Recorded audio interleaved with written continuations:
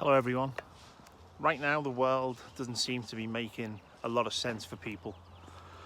A lot of people don't even know what's going on with the financial systems and the banks and the failings that are happening. And again, most people didn't really know what was going on in 2008 either. And because they didn't know what was going on in 2008, a lot of people found themselves in a position where they lost their homes, they lost their money, financially. There was a lot of ruin around the world with what happened. And what we're seeing now has the potential to eclipse that in a massive way. The greatest wealth transfer in world history is literally right in front of us. We have seen a collapse of an initial bank, Silicon Valley Bank, and they already seemed to know what was coming. They knew that what was going to happen with them was on the cards. A lot of the CEOs and shareholders within the company cashed out weeks before. Even the FDIC, the insuring body that was supposed to be overseeing and making sure that this bank was covered by the insurance should something happen. A couple of months ago, they were having meetings about the very insolvency of such bank. So what are we to do with this? People just need to be aware, and this is the major thing for everyone. There's no point in burying your head in the sand here. There's no point in ignoring what's going on and hoping it's going to go away, because when this hits, it's going to hit hard and it's going to affect us. And what happened in 2013 was a law was put into place for the banking systems called a bail-in. And for those that don't know what a bail-in is, I'll explain.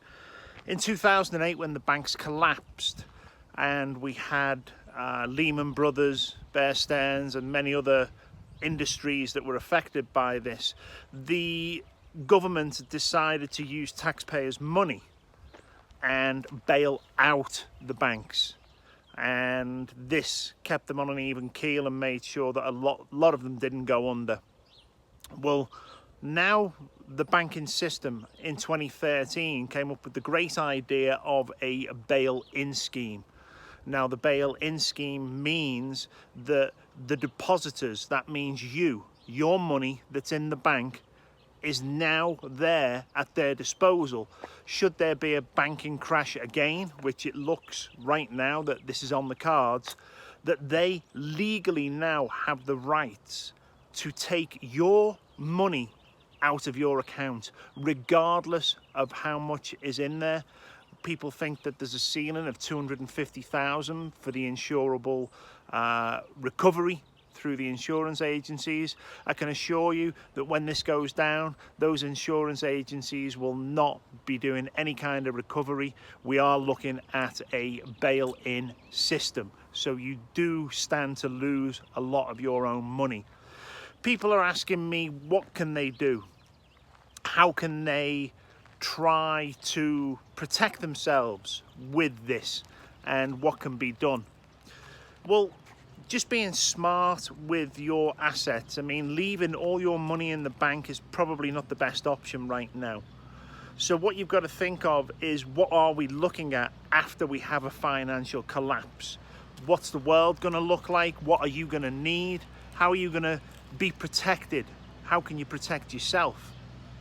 Well, I think the main thing to consider is that you're going to have a lot of long-term storable food on hand, because the likelihood of the stores and things still having food in place, still having the availability to stock the shelves is actually quite a problem. You know, we look at this and we say, okay, this might not happen here. We could go to the store one day, they may not be accepting cards, cash may not be the preferred payment, and literally there might not be any food on the shelves. So making sure you've got plenty of food in your cupboards to cover yourself for at least 6 months. I would say a year is probably more likely. Make sure you are holding that. Make sure you have long-term storable foods. If cash is going to go out of fashion, the tried and tested assets for years has always been gold and silver. So I would recommend people have gold and silver coins, not in huge blocks, not in huge amounts where you can't break them up when needed, but probably in smaller tradable amounts, in ounce coins, bars, smaller amounts. So when you do need to trade these for things, you are able to trade them. It's also easier to carry them in smaller amounts rather than have large bars. Having property and land, if you're in a position where you can buy land and property, it's always going to be a safe haven, especially if that land that you hold, you're able to grow food and fruits and vegetables on there and make sure that you have plenty of food. This certainly looks like it's going down. There's a lot of news media outlets that are trying to gloss over this and saying it's not too bad. I am keeping an eye right now on things like Credit Suisse, who are a huge player in the market in Europe. The ripple effect of what we are seeing here is going to spread far and wide. It's not just going to be the banking industry, it's all the companies that are affected by these banks going down and the knock-on effect of the business that they do with other businesses. So what we're seeing right now, it's like the first few dominoes have been flicked in a domino rally, and we could see a lot of dominoes drop here. And that's not just the banking system, it's lots of different businesses.